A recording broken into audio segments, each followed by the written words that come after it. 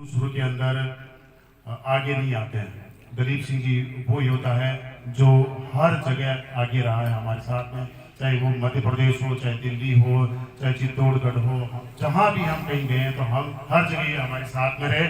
और आज की तारीख के अंदर जहाँ भी कहीं भी उनको बुलाते हैं, अपना बीला लगा के दहेज विरोधी क्षत्रिय संघ का चाहे किसी भी कार्यक्रम हो उसमें जाके ये बोलते हैं, अपनी ओजस्वी आवाज से मुद्दे पे शानदार बात रखते हैं। दलीप सिंह जी महरोली साहब। धन्यवाद महेंद्र सिंह साहब। दहेज विरोधी क्षत्रिय संघ के आज इस पर्वत चिंतन शिविर, ये राजपूत समाज का वास्तव में चिंतन शिविर ही इसको मानूंगा मैं, क्योंकि आज राजपूत समाज के अंदर जो परिस्थिति जो स्थिति चल रही है उससे हम कहीं भी छिपे हुए नहीं है। हमारी परिस्थितियां, हमारे घर के जो माहौल चल रहा है उससे हम कहीं भी छिपे हुए नहीं है।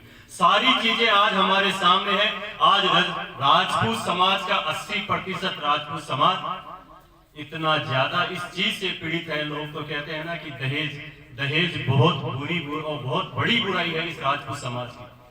राजपूत समाज सिर्फ अगर मारा गया है तो वो दिखावे के कारण से मारा गया है। वो भी मैं बताऊंगा, जैसे अभी दलपत सिंह साहब फरमा रहे थे कि हमारे को जो शादी ब्याह के अंदर टेबल लगती है, जो बड़े बड़े हाथी बुलाए जाते हैं, जो 11-11 लाख के पटाखे छुड़ाए जाते हैं, बच्चा सक्षम होने के बाद में भी उसको बकरे की तरह उसकी बोली लगाई जाती है मार्केट के अंदर कि मेरा बच्चा फौज और पुलिस के अंदर लग गया है, इसका 11 लाख या 21 लाख बोली लगेगी। अगर आपके ये जेब में है, आपकी ये हमारी जो डिमांड है, अगर आप इसे पूरा कर सकते हो तो आपकी बच्ची की सगाई हमारे बच्चे के साथ में हो सकती है।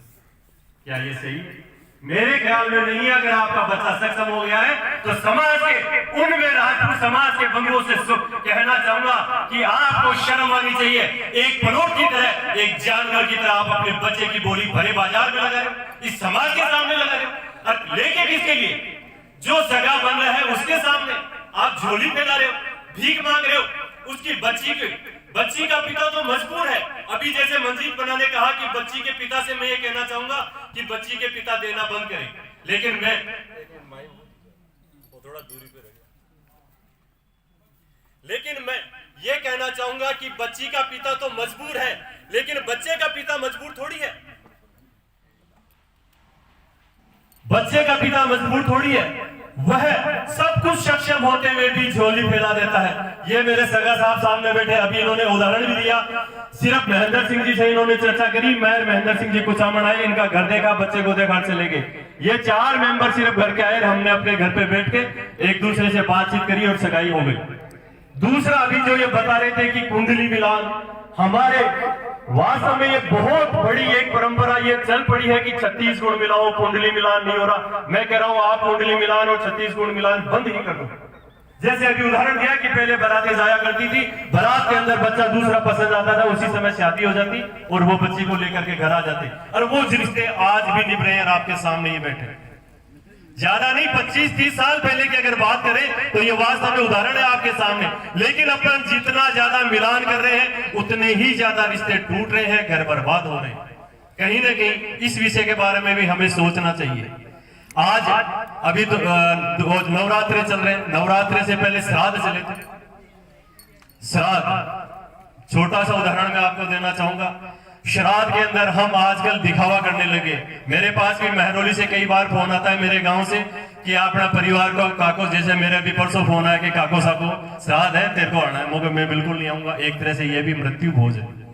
उसमें बुलाया कितने आदमियों को जाता है? 250-250, 300 आदमियों को बुलाया जाता है। जब वो जिंदा रहते हैं उस समय आप उनसे बात नहीं करते, उनको पानी का गिलास तक नहीं पिलाते। मैंने ऐसे भी घर देखे हैं जिनके 5-5 बच्चे हैं, 3-3 बच्चे हैं, लेकिन वो माता पिता अलग आज भी खाना बनाते हैं, उनको मजबूर करते हैं। और सिर्फ उनको जाने के बाद में वो दिखावा करते हैं हम कि हमारे पितरों तक जाएगा। अरे वो जिंदे तक आप उनसे बात नहीं कर पाते थे। वो 2 शब्द आपको सुनने के लिए कि मेरा बच्चा या मेरे बहू मेरे पास आके बैठे, मेरे से चर्चा करे, उस समय हम उनके पास नहीं जाते हैं और वो इस दुनिया से चले जाते हैं। तब हम उनके सिर्फ दिखावे के लिए, अपनी शान के लिए, अपने सिर्फ जो समाज में 2 मिनट चर्चा हो उसके लिए हम बड़े बड़े टेंट लगाकर 250-300 आदमियों का भोजन करते हैं। शर्म आनी चाहिए ऐसे श्राद्ध करने वालों को भी। अभी चल रहा है नवरात्रा, मैं फिर वही बात दोहराना चाहूंगा कि नवरात्रि के अंदर आप मां से, दुर्गा से अपनी और अपने परिवार के उज्जवल भविष्य के लिए, शक्ति के लिए कामना करते हैं कि मां मुझे सब कुछ दे, लेकिन वो जो घर में मां बैठी है उसके आप चरण तक नहीं छूते। उन्हीं 9 दिनों की बात कर रहा हूं। आप मंदिर में बैठी मां के सामने झोली पिलाते हैं, नवरात्रि के 9 दिन आप पूजा करते हैं, नवरात्रि 9 दिन भूखे रहेंगे, कोई उड़ता बैठता नोकता करता है, कोई कुछ करता है, लेकिन मां को आप एक बार भी जाकर के चरण स्पर्श नहीं करते, उनसे आशीर्वाद नहीं लेते, तो वो मां कहां से खुश होगी? जो जन्म देने वाली मां है वो तो रो रही है घर में बैठे हुए। वो पिता जो आपको बचपन से पढ़ाकर बड़ा किया, खाना पे अपने पेट के गांठ लगाकर आपका जो खून पसीने की कमाई थी वो तुम्हारी पढ़ाई पे, तुम्हारे ऐशो आराम पे खर्च किया, उस पिता से आपके पास में 2 शब्द नहीं है बात करने को, 2 मिनट नहीं है आपको बात करने के लिए।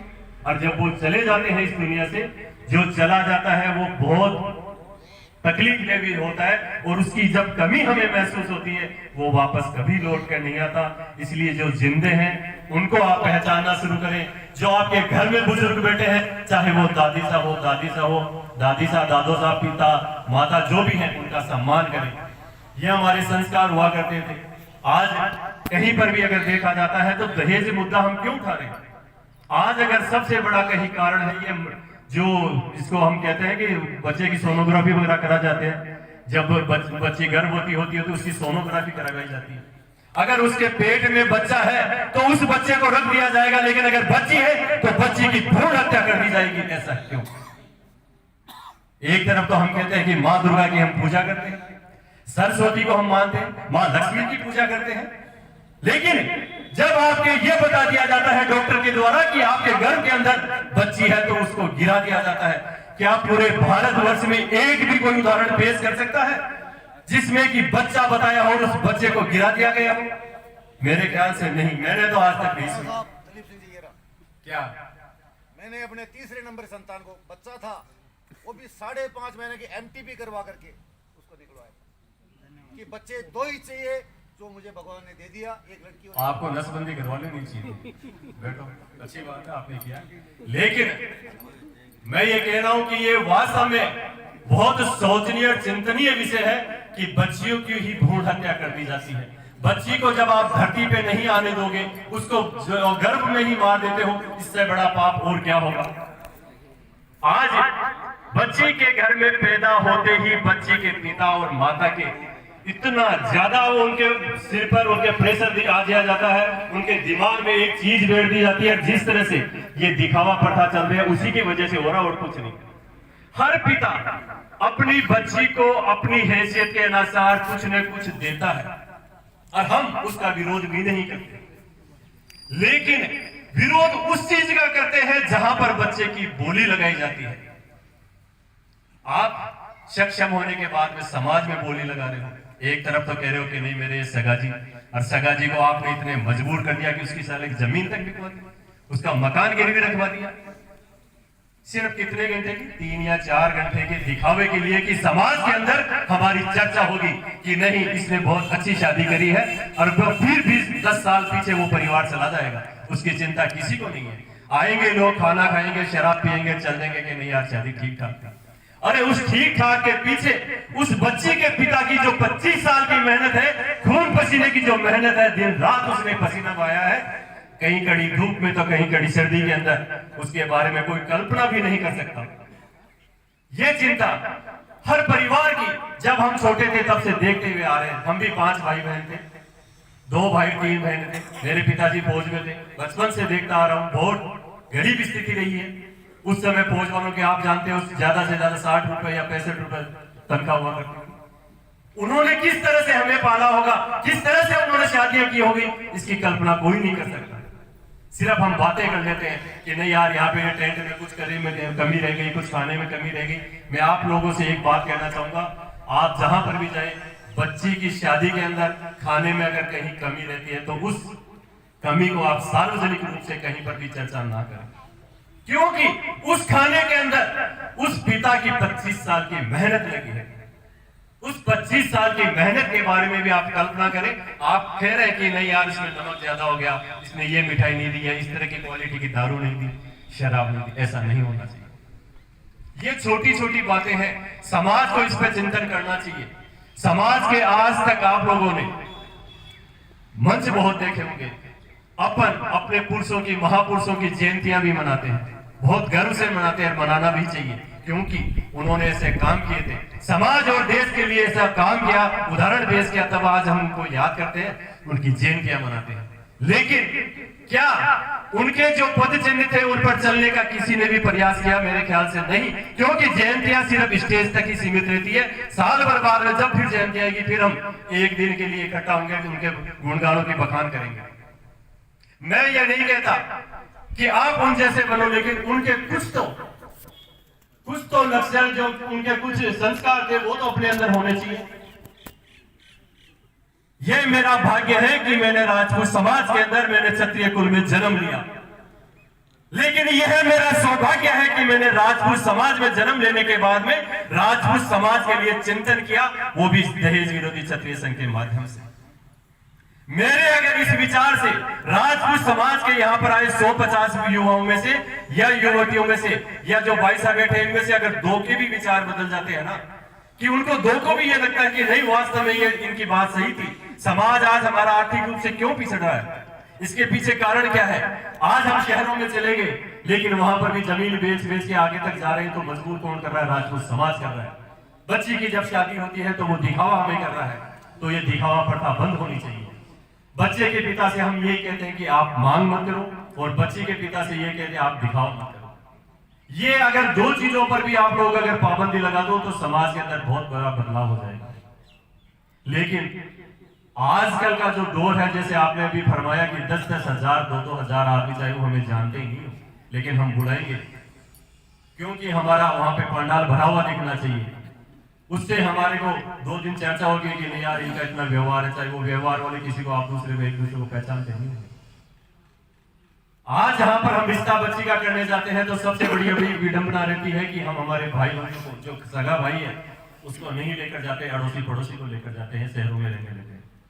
हमारे भाई से नहीं बन रही है, लेकिन पड़ोसी को लेकर जाए, उस पड़ोसी को क्या पता जो अगर दूसरी जात का है, कि इनके समाज के अंदर बच्चियों में या जो रिश्ते करने जा रहे हैं उनसे गोत्र किस तरह से पूछेंगे, संस्कार के बारे में क्या बात करेंगे, बच्चा क्या कर रहा है क्या नहीं करेंगे। ऐसी अनोखी बातें हैं जो इसी दहेज विरोधी क्षत्रिय संघ के माध्यम से आप लोगों को अभी शुरू से लेकर अभी तक आपको सुनने को मिली। दहेज विरोधी क्षत्रिय संघ का गठन नहीं, ये एक विचारधारा है जो राजपूत समाज को हम हर गांव शहर ढाणी अन्य राज्यों में भी जाकर जागरूक कर रहे हैं। वो इसलिए कर रहे हैं कि ये हमारी पीड़ा हमने बचपन से राजपूत समाज में देखी है। अगर आप लोग भी वास्तव में थोड़ा सा सहयोग, अभी बात चल रही थी बदलाव, राजपूत समाज में बदलाव कैसे होगा? समाज कौन है? समाज व्यक्ति। आप अगर अपने आप में बदलाव कर लोगे तो समझ लो कि समाज में अपने आप बदलाव हो गया। समाज व्यक्ति से बनता है। आपने अपने आप में सुधार कर लिया तो समाज अपने आप स्वतः ही बदलता चला जाएगा। आज से आप प्रण कर लो, मैं किसी को शपथ नहीं दिलाऊंगा, आज तक नहीं दिलाई है, लेकिन आप विचार जरूर करें, चिंतन जरूर करें, मनन जरूर करें कि ये दहेज विरोधी क्षत्रिय संघ की विचारधारा का जो आज ये आयोजन पर्वत सर के अंदर हुआ है, इसमें हमें कुछ न कुछ तो अलग चीज मिली होगी। जयंती आपने बहुत देखे होंगी, राजनीतिक पार्टियों के मंच आपने बहुत देखे होंगे, और कई तरह के आयोजन आपने लोगों ने भाग लिए होंगे, लेकिन ये चिंतन शिविर में इसीलिए बार बार कह रहा हूं कि ये सिर्फ और सिर्फ आम राजपूत की जो पीड़ा है, आम राजपूत की जो दुख की रग थी, उसको आज तक कोई भी ऐसा मंच नहीं मिला कि जिसके माध्यम से वो अपनी पीड़ा समाज के सामने रख सके। तो मैं आप लोगों से पुनः निवेदन करते हुए यही कहना चाहूंगा कि आज के इस आयोजन में जितने भी आप लोग यहाँ पे पधारे हैं, अगर आप में से 5 लोगों के भी यह बात समझ में आ जाती है कि नहीं, हमारे कारण से ही हमारा समाज बर्बाद हो रहा है, तो समाज में बहुत बड़ी बदलाव की स्थिति हमें देखने को मिलेगी। और आज अगर राजपूत समाज आर्थिक रूप से पिछड़ा है तो इसका जिम्मेदार भी और कोई नहीं, राजपूत समाज के जो व्यक्ति हैं वही हैं। आयोजनकर्ताओं को मैं एक बार धन्यवाद देना चाहूंगा कि आप लोगों ने पर्वत सर के अंदर राजपूत समाज के अंदर राजपूत छात्रावास के अंदर जो ये आयोजन किया है, इसका मैं दहेज विरोधी क्षत्रिय संघ की तरफ से दिल की गहराइयों से आप सभी का स्वागत और धन्यवाद देना चाहता हूं कि जहां पर भी आप बैठे, राजपूत समाज के जहां पर भी आयोजन हो उसमें 2 मिनट जरूर आप इस विषय पर चर्चा करें कि हमारा राजपूत समाज आर्थिक रूप से क्यों पिछड़ा है। आप लोगों ने यहाँ पे बुलाया, इतना अच्छा आयोजन किया। अगर मैं फिर पुनः यही कहना चाहूंगा कि इसमें से अगर 5 व्यक्तियों के दिमाग में भी अगर ये बात आती है कि आज हमारा समाज आर्थिक रूप से क्यों पिछड़ा है, हमारा बच्चा है तो हमें बोली नहीं लगानी चाहिए। बोली बच्चे को आप ले जाकर के चौराहे पर एक तरह से परिवार के सामने खड़ा कर देते हो, फिर उसके प्रोट या जानवर की तरह उसको बोली लगाते हो 11 लाख 21 लाख 2 लाख वगैरह वगैरह। ये नहीं होना चाहिए। बच्ची का पिता से हम यही अनुरोध करते हैं कि आप दिखावा ना करें। बच्चे के पिता से ये कहना चाहते हैं कि आप मांग ना करें, तो भी समाज में बहुत बड़ा बदलाव हो जाएगा। दहेज विरोधी क्षत्रिय संघ, मृत्यु भोज और इन दो, और दूसरी एक जो अभी चल रही थी कि शादी ब्याह के अंदर जो हमारी गोल टेबलें लगते हैं उन पर भी कुछ न कुछ अंकुश होना चाहिए। सार्वजनिक रूप से जो शराब परोसी जाती है उस पर वास्तव में अंकुश होना चाहिए, क्योंकि रात बिरात जब 1-2 बजे या 3 बजे बारात वहां से रवाना होती है तो कहीं ना कहीं दुर्घटना होती है। उस दुर्घटना में राजपूत समाज के व्यक्ति, हमारे जो भाई बंद हैं, वो उस दुर्घटना में मौत का ग्रास बन जाते हैं। कहीं ना कहीं उस परिवार को के बारे में हमें सोचना चाहिए कि हमारे कारण से एक तरफ जब हमने अपनी बच्ची को विदा कर रहे हैं, उस घर में हवन हो रहा है, दूसरी तरफ उसी हवन में हम शराब और मांस का सेवन, मतलब हवन में उसका सेवन कर रहे हैं।